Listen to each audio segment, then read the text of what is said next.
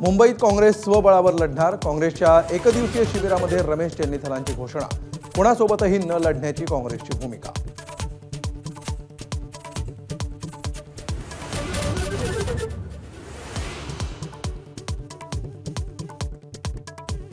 शरद पवारांकडून पक्षनेत्यांना युती आघाडी करण्यासाठी रान मोकळं। नेत्यांना स्थानिक पातळीवर निर्णय घ्यायला दिली मोकळीक। युती आघाडी करायला अजून तरी कोणतीही अट नाही।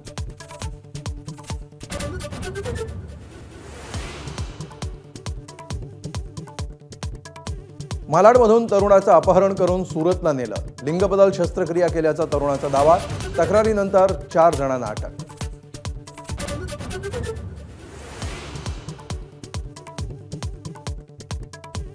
कसारा बायपासजवळ पेट्रोलची वाहतूक करणाऱ्या टँकरला भीषण आग। टँकरला लागलेल्या आगीमुळे शेजारील हॉटेलही जळून खाक।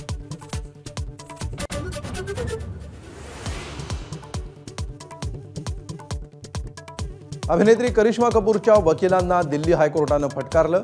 मेलोड्रामा करण्याचं टाळा अशी हायकोर्टाची सूचना। 2 महिन्यांपासून मुलीच्या शाळेची फी प्रलंबित असल्याची करिश्माची तक्रार।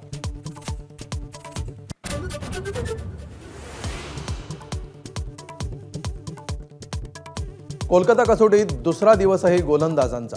भारताला 189 वर रोखल्यावर दक्षिण आफ्रिका दुसऱ्या दिवसाखेर 7 बाद 93। यजमानांच्या फिरकीसमोर पाहुण्यांची घसरगुंडी।